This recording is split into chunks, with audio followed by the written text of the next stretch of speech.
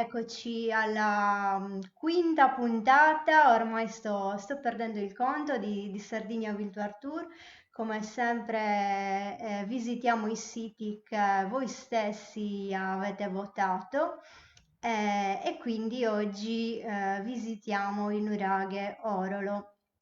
Nuraghe Orolo che si trova a Bortigali, quindi siamo nel margine al centro della Sardegna. Vediamo un attimo, come sempre, facciamo la nostra contestualizzazione geografica su Google Maps.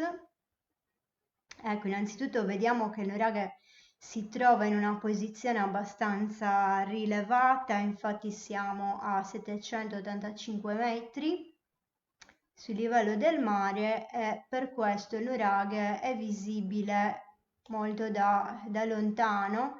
Molti di voi sicuramente l'avranno visto, ecco, vedete siamo proprio nella Sardegna centrale. Molti sicuramente l'avranno visto percorrendo la 131, viaggiando da Cagliari a Sassari che svetta appunto in cima a un'altura. Ed eccoci qua, vedete la caratteristica forma del nuraghe e ora lo andiamo a vedere meglio. Ed eccoci qua.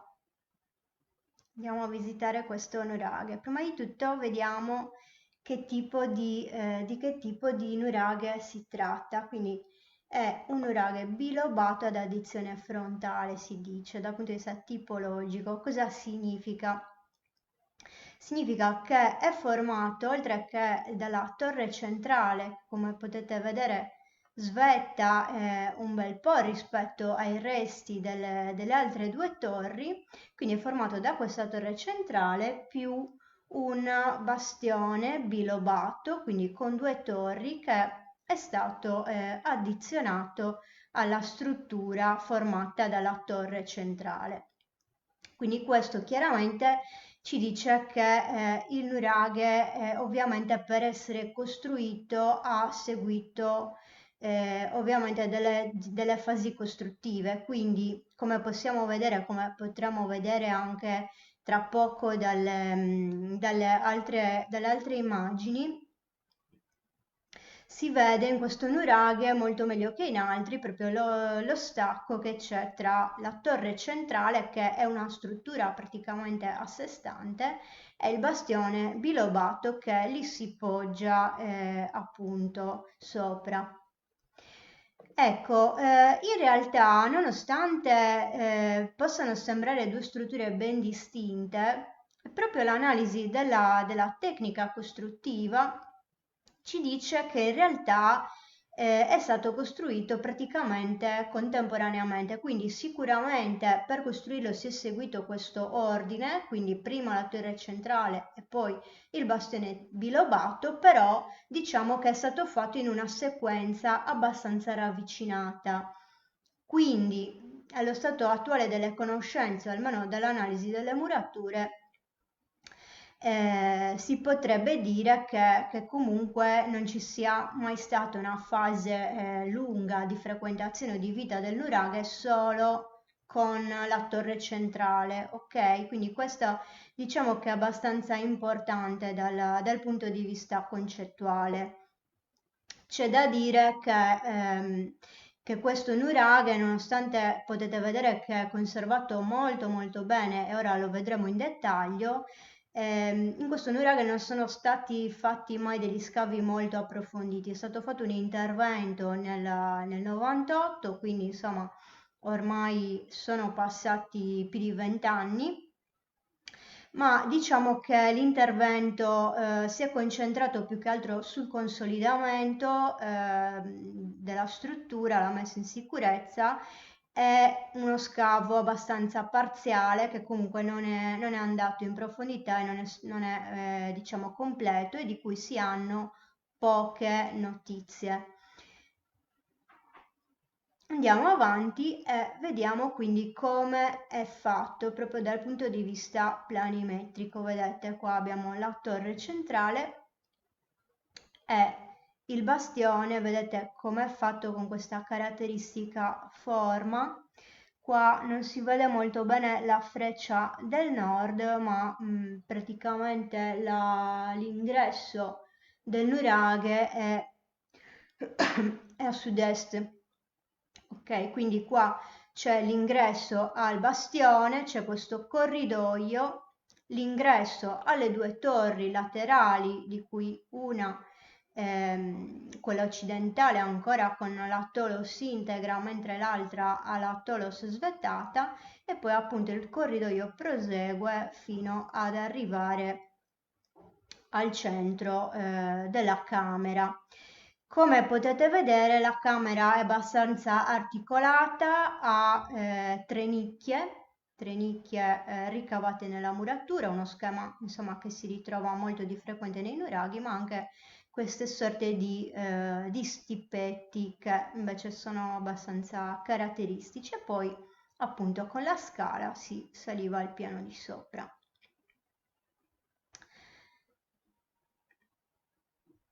Ecco, vedete qua si vede meglio quello che vi dicevo prima, quindi con le due viste laterali vediamo proprio come la torre centrale, vista così, si presenta proprio come una struttura a sé. Addirittura da certe prospettive da dietro quasi non si vede il bastione, quindi sembra proprio una torre. Vedete anche da queste immagini, e vi ho messo le immagini anche con le persone per farvi capire le proporzioni, nonostante la prospettiva da terra risulta sempre un pochino deformata e schiacciata, quindi anche se si capisce chiaramente che il nuraghe è una struttura imponente, in realtà diciamo che la prospettiva un po' lo rende un po' più tozzo di quello che non sia in realtà. Invece qua, come potete vedere dall'immagine dal drone, insomma la torre è molto molto slanciata. Oggi si conserva per un'altezza di 14 metri.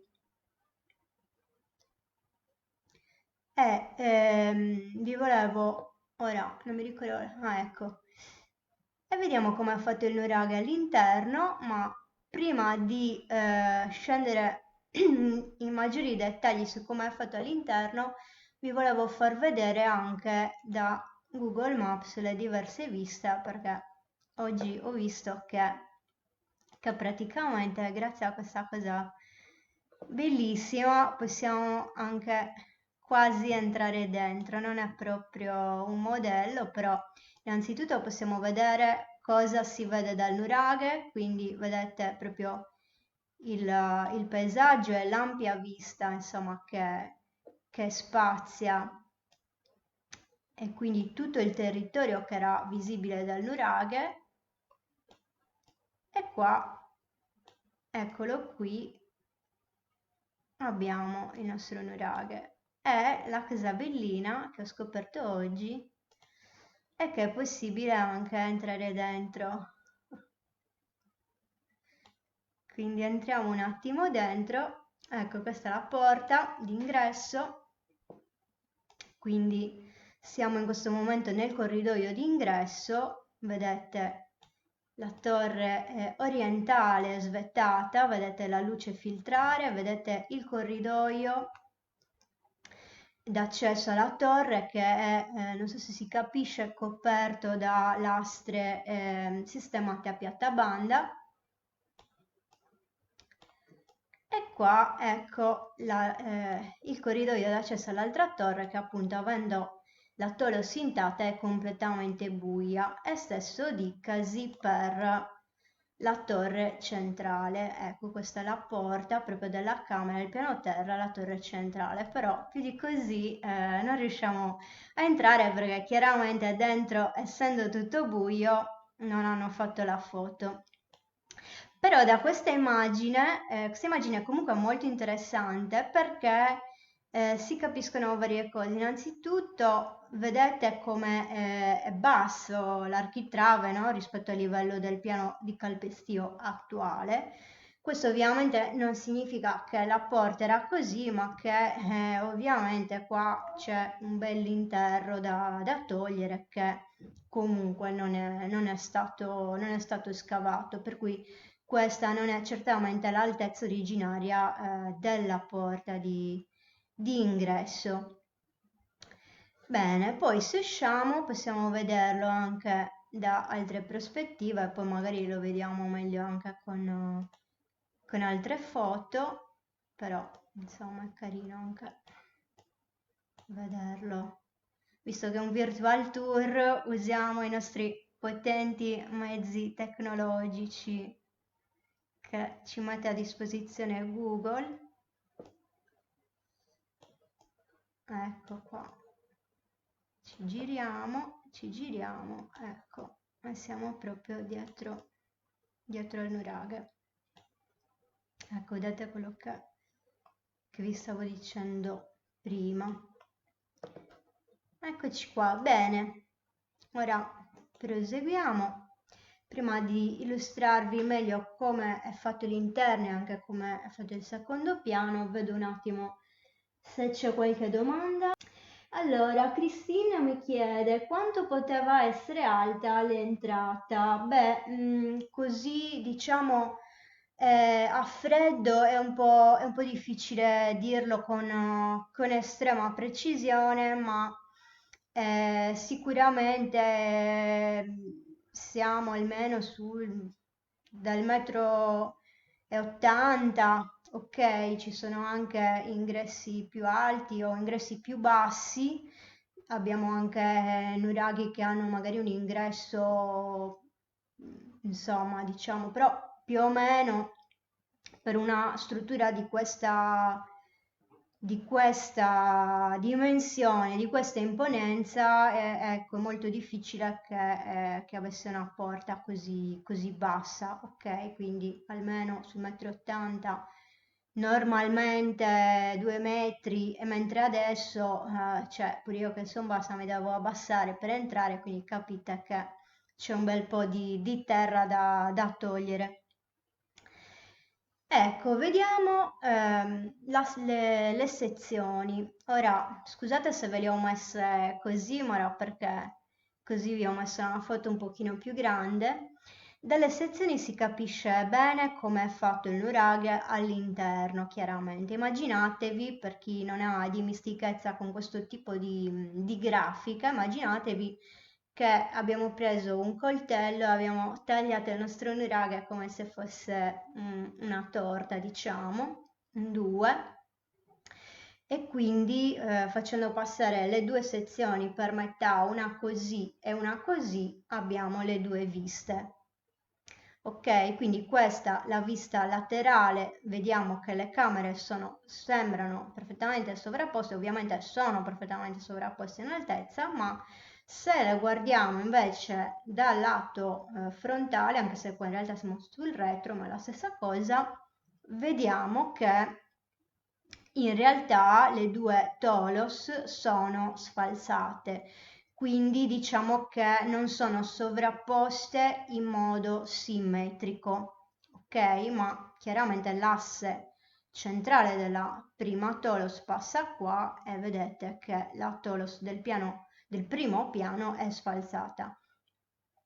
Questo perché chiaramente, ok, è diciamo è proprio la tecnica costruttiva, non tutti i nuraghi sono così, in alcuni sono invece sistemate diciamo in modo sovrapposto, simmetrico, invece in questo caso sono asimmetriche, quindi noi percorrendo tutto il vano scala, che appunto per chi non è entrato mai in un nuraghe, ma penso che molti che mi state seguendo conoscete già i nuraghi, ma non è detto, ci potrebbe essere qualcuno che non ha mai visitato un nuraghe. Prendiamo la scala che si apre appunto a destra, entrando nella torre centrale, e percorrendola come proprio una spirale che sale, arriviamo al primo piano. Non solo, ma poi come potete vedere la scala prosegue, continua a salire e si arrivava al secondo piano. dall'analisi di quello che appare in cima al nuraghe è praticamente sicuro che c'era un'ulteriore camera che ora è completamente crollata prima di ovviamente terminare la struttura poi con un'ulteriore terrazza. Ok, quindi in origine le camere sovrapposte erano probabilmente, quasi sicuramente erano tre. Ecco, la particolarità della camera del primo piano ha diverse particolarità questa camera. Oltre a questo bellissimo finestrone, come potete vedere, insomma, da cui si gode una vista spettacolare, è un finestrone, insomma, bello grande, alto 1,5 m, abbastanza largo. Un'altra particolarità di questa camera, oltre alle due nicchie, è la presenza di due cosiddetti pozzetti, silos, che ecco, sono molto interessanti perché sono profondi fino a un massimo di 3 metri l'uno e insomma sarebbe stato interessante sapere che cosa vi si trovava in origine, ma purtroppo non abbiamo dati di scavo su questo, perlomeno non abbiamo dati dettagliati, quindi anche difficile ipotizzarne l'uso, ma chiaramente ora stasera non mi posso dilungare troppo sulle varie ipotesi della funzione dei nuraghi, magari faremo una puntata apposta perché è un discorso un po' lunghetto che normalmente faccio in 2 orette, quindi magari cerco di sintetizzarlo in mezz'ora, però ci vuole una puntata a sé, quindi non ve lo faccio adesso.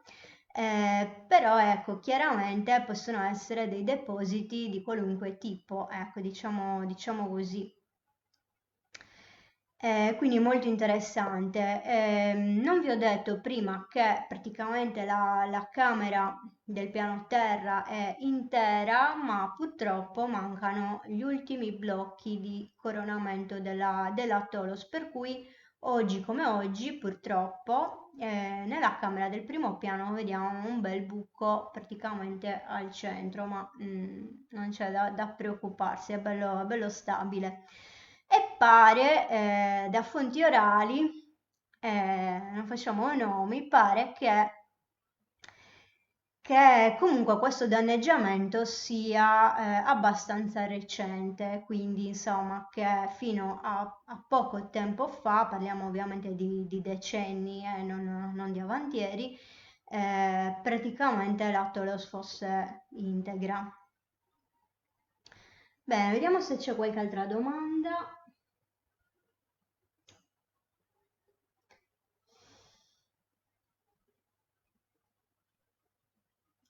Allora, Paolo mi chiede l'ingresso sud-est per catturare il sorgere del sole. Dell'orientamento ne parliamo forse mi sembra la prossima slide, quindi fra poco.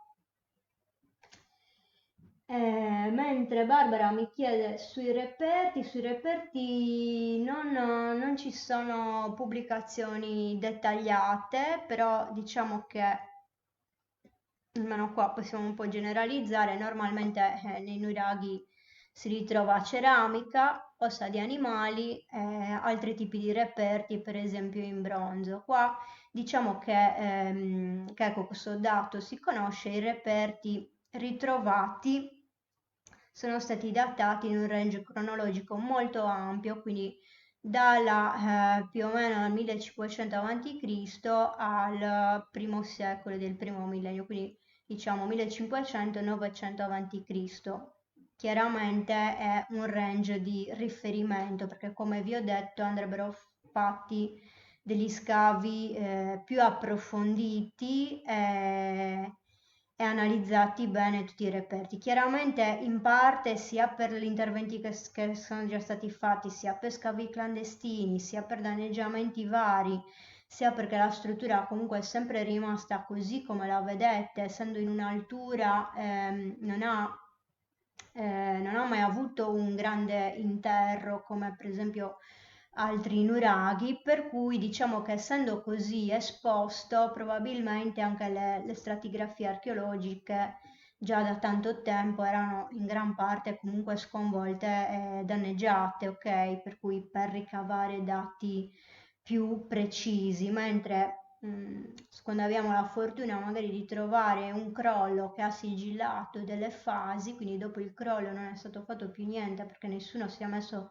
a togliere il crollo per vedere cosa c'era sotto finché non sono stati fatti gli scavi moderni, allora in quei casi ovviamente abbiamo dei contesti che ci possono dare molte più informazioni. Ok, quindi paradossalmente a volte il fatto che una struttura si conserva bene dal punto di vista architettonico prelude a tutta una serie di riusi nel corso del tempo che cancellano o comunque compromettono in gran parte le tracce più antiche. Bene, vediamo allora.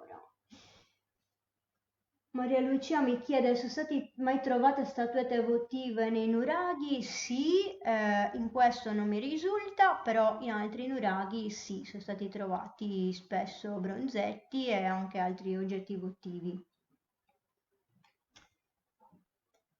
Bene, allora andiamo avanti, anche oggi sforerò di qualche minuto, ma cerchiamo di stare più o meno in questa famosa mezz'ora, ma c'è da dire che oggi ho perso 5 minuti all'inizio.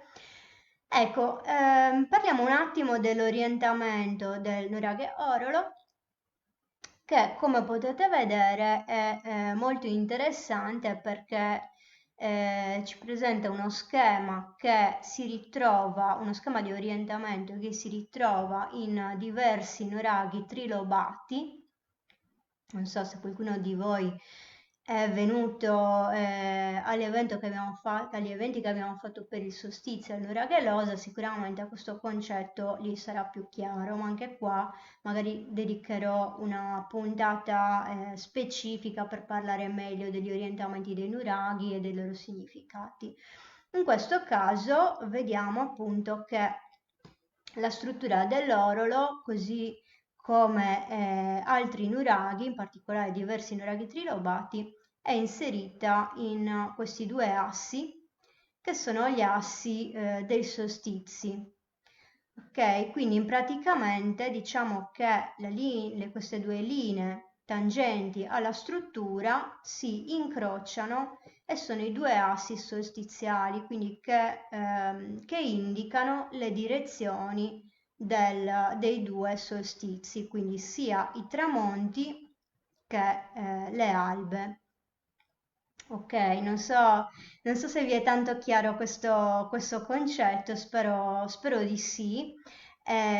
Comunque, appunto, dedicheremo magari delle altre puntate proprio a spiegare anche che cosa era il solstizio per le civiltà antiche, i suoi innumerevoli significati e appunto come i monumenti venivano orientati per poter in qualche modo riprodurre l'ordine celeste, le leggi celesti in terra, non solo, ma anche per poter misurare il tempo. Quindi normalmente sapendo tutto il percorso che fa il Sole durante l'anno e vedendo dove siamo rispetto a come è orientata una struttura di questo tipo, noi possiamo comunque contare i giorni e misurare il passare del tempo.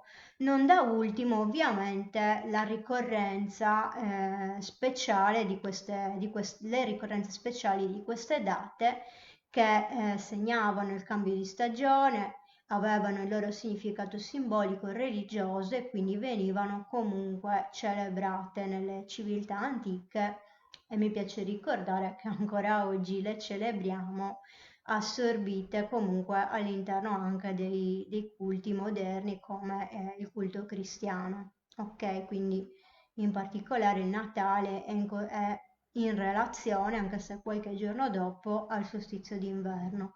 Per cui anticamente diciamo che ugualmente si celebrava la nascita della divinità, la nascita del sole, la rinascita proprio in questa data, per cui appare molto significativo da questo punto di vista l'orientamento. Al solstizio d'inverno di quest'anno abbiamo fatto l'esperimento di andare al Nuraghe Orolo al tramonto per appunto vedere questo allineamento solstiziale, ma purtroppo tutta questa parte qua davanti all'ingresso è piena di rovi e di piante, per cui mettendosi qua il sole non si vedeva. Per cui cosa abbiamo fatto? Siamo andati a vederlo in cima e questa è una foto che è stata scattata dalla cima, quindi potete vedere proprio il sole che tramonta, appunto dietro l'altura. Bene, questa era l'ultima slide. Vedo molto velocemente se ci sono altre domande.